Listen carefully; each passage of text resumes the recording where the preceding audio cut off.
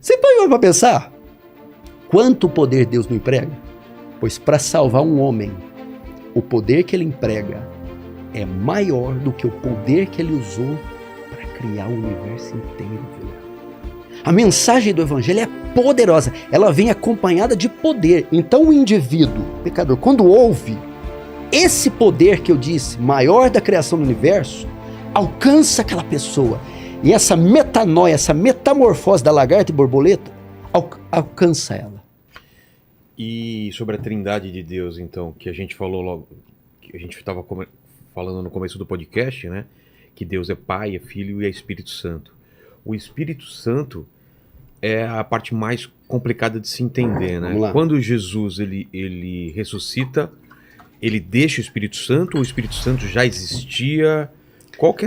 Qual é a ordem das coisas? Vamos lá. É que Deus, quando cria tudo, ele é só o Deus Pai. Sim.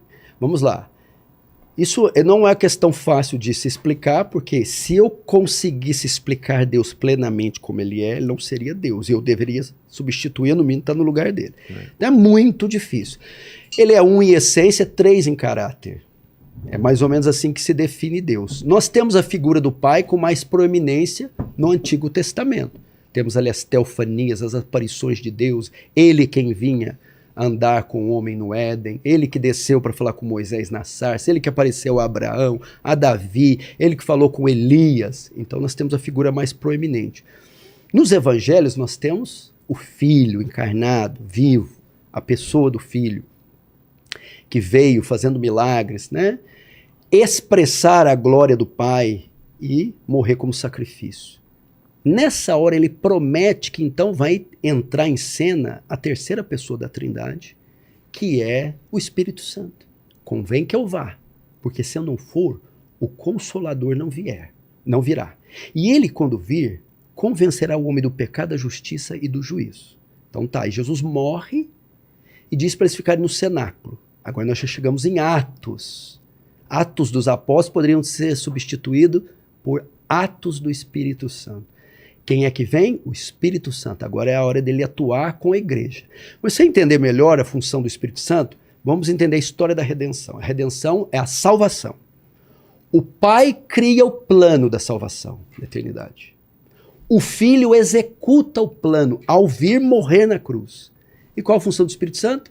O Espírito Santo aplica o plano em nós. Faz o plano chegar em nós. Por isso que ele habita em nós. Então essa é a função. Então veja como a Trindade trabalha. O Pai criou, elaborou com seu grande amor. O Filho executa, descendo, morrendo na cruz. E o Espírito Santo aplica essa obra, esse plano, fazendo os homens serem salvos. Porque quando Jesus diz, quando ele vier, convencerá o homem do pecado, da justiça e do juízo, salvará o homem, transformará o homem, regenerar o homem. Mas o Espírito Santo age na gente como? O Espírito Santo, ele age na gente... o Espírito Santo, temos que entender o termo. É um espírito, não é corpo. A obra da salvação é sobrenatural. Então o Espírito, ele age nos transformando, ele age revelando Cristo a nós, ele age dando entendimento ao Evangelho. Quando você ouve a pregação, quem é que faz você entender ela e ser salvo? O Espírito Santo. Quando você lê a Bíblia, para muitos é um livro tudo embaralhado. Quem é que faz aquilo ter sentido? Você, meu Deus, ele morreu por mim. O Espírito Santo. Então o papel dele é de iluminar, o papel dele é de abrir olhos, o papel dele é de abrir corações. Quer ver uma coisa que ninguém entende, Vilela? A maioria. Dentro desse assunto aí nós podemos falar da verdadeira e da falsa conversão. O que é conversão? O que nós temos hoje, por que nós temos igrejas com tanto mau testemunho? Eu sou pastor e o meu trabalho, eu vivo em viagens, em conferências, escrevendo livro, tal, quase não tem tempo para uma rotina comum de ir no mercado, fazer essas coisas. De vez em quando eu vou em alguns lugares, eu lembro quando fui trocar meu carro. A minha cidade é uma cidade de muitas garagens, estacionamentos, onde você compra carros usados, novos e usados. E a maioria dos que eu estava indo, os funcionários, os vendedores eram evangélicos. Ah, é? Mas ali, palavrões, e assina aqui, faz assim. O testemunho deles, horroroso. Faz um maracutaia aqui, faz isso aqui. A gente arruma, dá um jeitinho pro senhor. O que o senhor faz? Sou pastor. Desculpa, pastor, eu também sou crente. Eu percebi. Fica todo sem graça, né? Ou seja, a quantidade de pessoas que carregam o título de cristãos, mas não vivem uma vida toda torta, enrolada. O que é isso? É uma falsa conversão. O que é conversão, Vilela? Algumas pessoas dizem, eu me converti. Tá, como você sabe que você se converteu, você é salvo? Eu me batizei. Aonde? Eu me batizei nas águas. Isso não é evidência que você é salvo. Ah, tá. Como você sabe que você é salvo? Eu tenho dons do Espírito, eu profetizo, eu falei línguas. Isso não é evidência que alguém é salvo. Ah, não? Não. Eu sou cristão, me converti. Tá, mas como você sabe? Eu faço parte de uma igreja, tomo a ceia. Tá, mas isso não quer dizer nada. Tá, qual é a verdadeira evidência da conversão? Regeneração. Vilela, a salvação não é obra simples. Vamos lá. Deus criou o mundo, o universo. Vou pegar isso aqui para ilustrar, que vai ficar bom. Em 6 dias. Vilela, o universo tem 94 bilhões de anos-luz de diâmetro.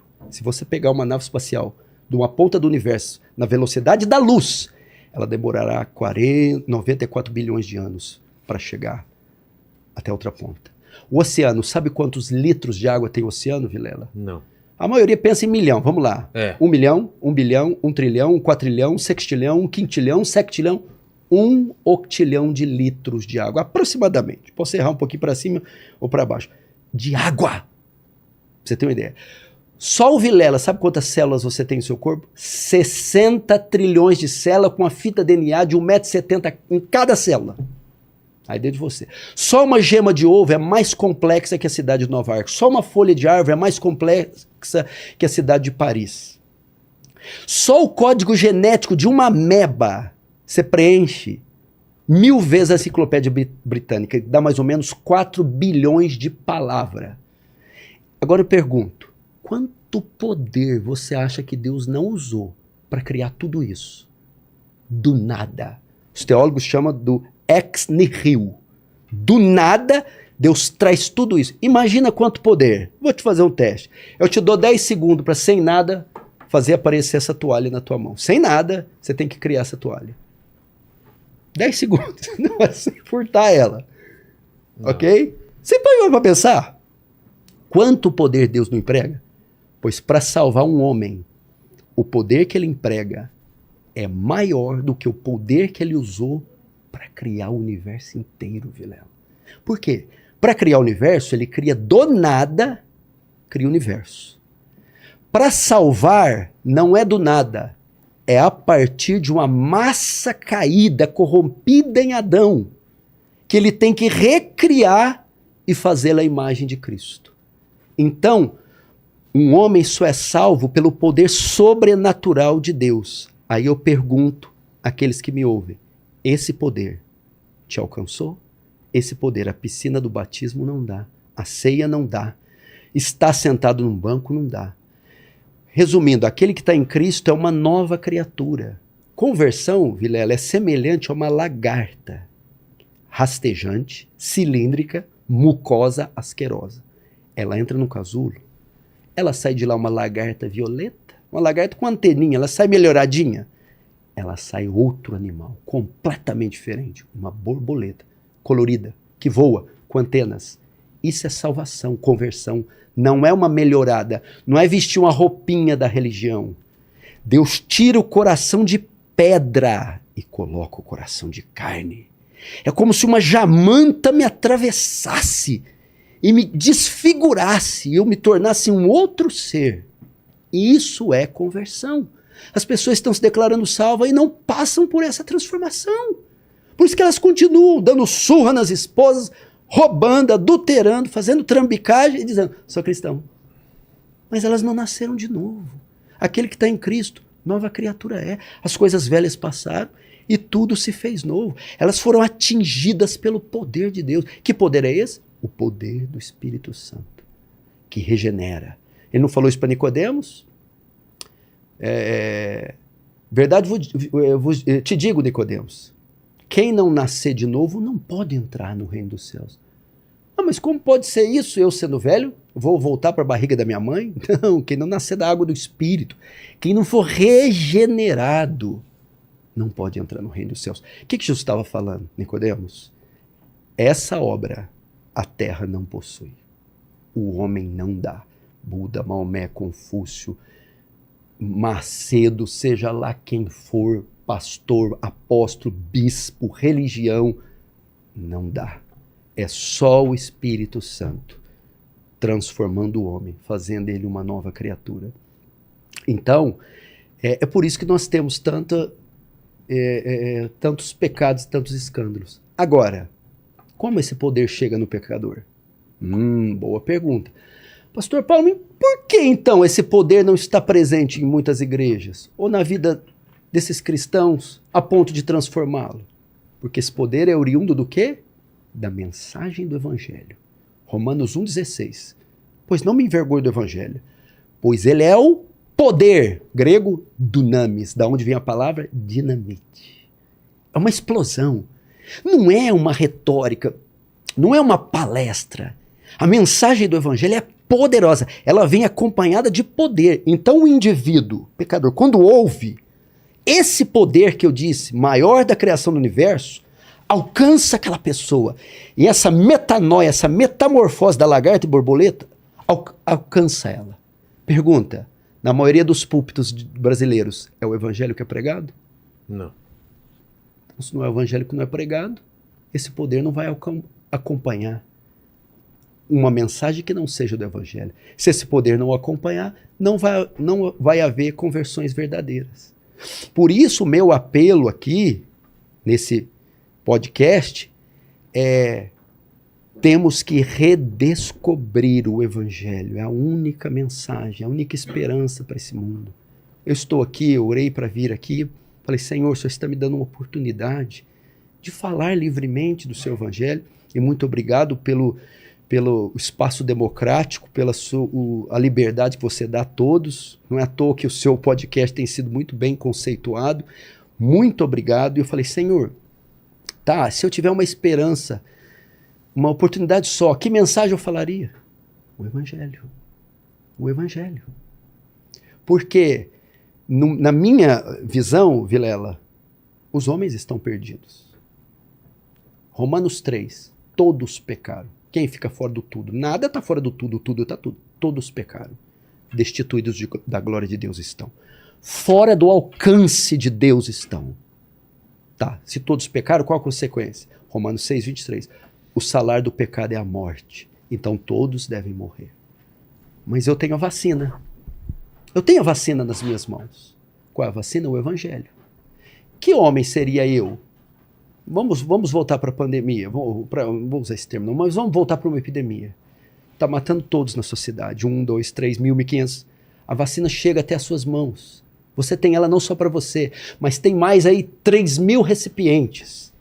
Que espécie de homem você seria se guardasse para você os 3.000 recipientes e continuasse assistindo cada um morrer a cada dia? Você seria um monstro, um troglodita.